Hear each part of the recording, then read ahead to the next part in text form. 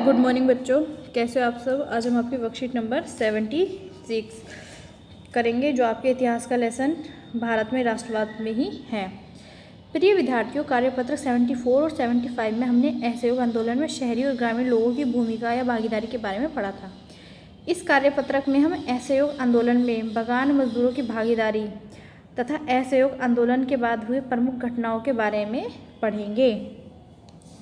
बगान में स्वराज, पिछली जो वर्कशीट थी उसमें हमने पढ़ा था कि किस तरह शहरों में असहयोग आंदोलन चला था और किस तरह जो ग्रामीण लोग थे, आदिवासी लोग थे, उन्होंने अपने आंदोलन में किस तरह भूमिका दी थी, उन्होंने अपने अपने अर्थ निकाले थे।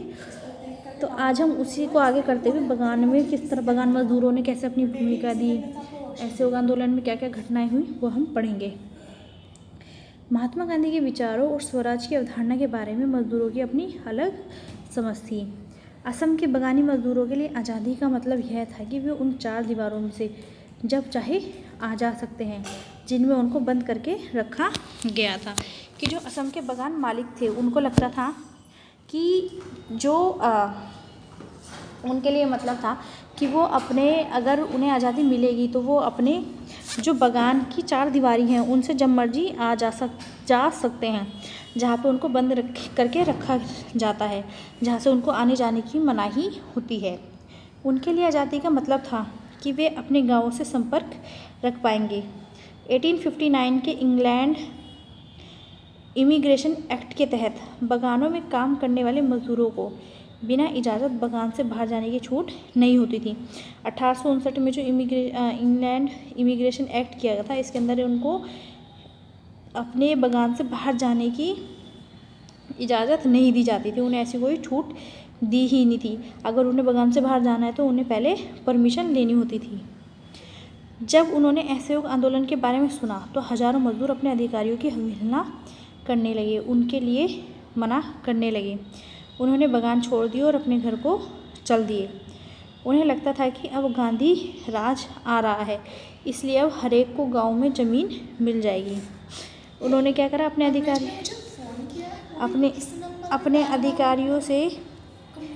अधिकारियों से बगावत करने लगे और वो अपने बगान छोड़कर अपने घर की तरफ चल दिए। उनको लगता था कि जब गांधी जी ये असहयोग आंदोलन चला रहे हैं और हमें आज़ादी मिल जाएगी तो उन्हें उनकी ज़मीन दे दी जाएगी, हर एक को गांव में ज़मीन मिल जाएगी। पर क्या है, वो बीच अपनी मंजिल तक नहीं पहुंच पाए। रेलवे और जो स्टीमरों की हड़ताल के कारण वे रास्ते में ही फंस गए। उन्हें पुलिस ने पकड़ लिया और उनकी बुरी तरह पिटाई हुई। अगला चलते हैं सविनय अवज्ञा की ओर। सविनय अवज्ञा क्या है कि आज्ञा, किसी भी चीज़ की आज्ञा नहीं मानना। फरवरी 1922 में उत्तर प्रदेश के गोरखपुर के चोरी चोरा नामक स्थान पर एक हिंसक घटना हुई। महात्मा गांधी ने असहयोग आंदोलन वापस लेने का फैसला कर लिया। कि जब फरवरी 1922 में उत्तर प्रदेश में क्या हुआ, चोरी चोरा में हिंसक घटना हुई। वहाँ पे क्या हुआ, आम जनता ने पुलिस वालों की चौकियाँ जला दी, जिससे क्या हुआ, पुलिस वालों की मृत्यु हो गई और वो जल गए। तो इस चीज़ को देखते हुए जो महात्मा गांधी थे उन्होंने असहयोग आंदोलन वापस ले लिया।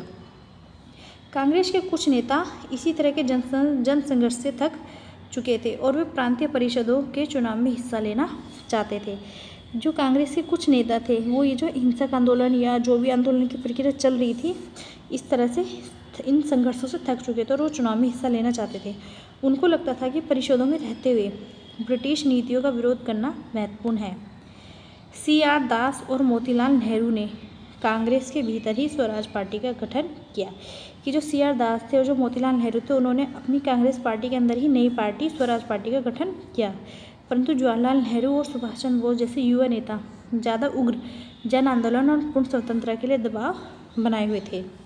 साइमन कमीशन, राष्ट्रवादी आंदोलन के जवाब में ब्रिटिश सरकार ने सर जॉन साइमन के नेतृत्व में एक आयोग का गठन किया। इस आयोग को भारत में संवैधानिक व्यवस्था की कार्यशैली का अध्ययन करना था और उसके बारे में सुझाव देने थे। कि सर जॉन साइमन के ने जो आयोग गठन किया था, इस आयोग का काम ये था कि भारत में जो भी संवैधानिक व्यवस्था चल रही है उसकी कार्यशैली को देखें, उसको समझें और उसके बारे में सुझाव दें। परंतु समस्या यह थी कि इस आयोग में कोई भी भारतीय नहीं था, एक भी भारतीय सदस्य नहीं था। सभी के सभी अंग्रेज़ थे। 1928 में जब साइमन कमीशन भारत पहुंचा तो उसका स्वागत साइमन कमीशन वापस जाओ, साइमन कमीशन गो बैक के नारों के साथ किया गया। कांग्रेस और मुस्लिम लीग सभी पार्टियों ने प्रदर्शन में हिस्सा लिया।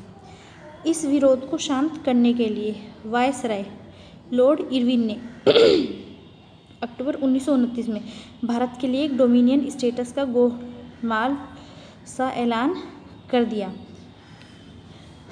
तो क्या था, लॉर्ड इरविन ने अक्टूबर 1929 में भारत के लिए एक डोमिनियन स्टेटस का ऐलान कर दिया था। उन्होंने इस बारे में कोई समय सीमा भी नहीं बताई थी। उन्होंने सिर्फ इतना कहा था कि भावी संविधान के बारे में चर्चा करने के लिए गोलमेज सम्मेलन आयोजित की जाएगी, कि जो भी भारत में संविधान के बारे में जो भी चर्चा चल रही है उसके लिए गोलमेज सम्मेलन आयोजित किया जाएगा। दिसंबर 1929 में जवाहरलाल नेहरू की अध्यक्षता में कांग्रेस के लाहौर अधिवेशन में पूर्ण स्वराज की मांग को औपचारिक रूप से मान लिया गया। दिसंबर 1929 में जो लाहौर में कांग्रेस अधिवेशन हुआ था जवाहरलाल नेहरू की अध्यक्षता में, उसमें क्या हुआ, पूर्ण स्वराज की मांग को सभी ने मान लिया औपचारिक रूप से, और 26 जनवरी 1930 को स्वतंत्रता रूप में मनाया जाएगा। ये तय किया गया कि स्वतंत्रता दिवस 26 जनवरी 1930 को मनाया जाएगा, और उस दिन लोग पूर्ण स्वराज के लिए संघर्ष की शपथ लेंगे। सब कसम खाएंगे कि पूर्ण स्वराज लागू करके रहेंगे। प्रश्नोत्तर पर आ जाते हैं। असहयोग आंदोलन में बगानी मजदूरों की भागीदारी पर एक संक्षिप्त नोट लिखिए। कि जो बगानी मजदूर थे इनको क्या लगता था कि भाई ये बगान से कहीं भी बिना इजाज़त के आ जा नहीं सकते थे। तो इन्हें लगता था कि जो महात्मा गांधी ने असहयोग आंदोलन चलाया है इससे उनको आज़ादी मिलेगी, वे अपने बगान से बाहर आ जा सकते हैं, और उसके बाद जो है उनको गांव में उनकी ज़मीनें दे दी जाएगी। पर ऐसा नहीं हुआ। वो अपने बगानों से चले तो गए पर वो अपने घर तक नहीं पहुंच पाए, और बीच में ही जो रेलवे थे और स्टीमर थे उनके हड़ताल के कारण रास्ते में फंस गए, जिससे क्या वो उन्हें पुलिस ने पकड़ लिया और उनकी बहुत बुरी तरह पिटाई की गई। प्रश्न 2 पर आता है साइमन कमीशन पर एक संक्षिप्त नोट लिखिए। ये जो साइमन कमीशन था ये ब्रिटिश सरकार ने सर जॉन साइमन के अध्यक्षता में एक चुनाव आयोग गठित किया था, जिसका काम ये था कि भारत में जो भी संवैधानिक कार्यव्यवस्था चल रही है, कार्यशैली चल रही है, उसका अध्ययन करना था और इसके बारे में सुझाव देना था। परंतु इसकी एक कमी ये थी कि इसमें कोई भी भारतीय सदस्य कोई भी भारतीय सदस्य शामिल नहीं था। तो भारतीयों को ये लगता था कि जब उसमें कोई भारतीय शामिल ही नहीं है तो किस तरह वो हमारे भारतीयों की संवेदन स्थिति के बारे में समझेंगे, उनको कैसे आगे बताएंगे, क्योंकि अंग्रेज अपने हिसाब से ही चीज़ों को देखेंगे। तो इसलिए वो उसके अगेंस्ट में थे। इसलिए जब वो भारत आया 1928 में, जब वो भारत आया साइमन कमीशन, तो उसको लोगों ने साइमन गो बैक, ये साइमन कमीशन वापस जाओ के नारे से उन्होंने इसको वापस किया, इसका विरोध किया। बेटा ये थी आपकी वर्कशीट। अगर किसी को कोई भी दिक्कत आ रही है तो आप मेरे से पूछ लें।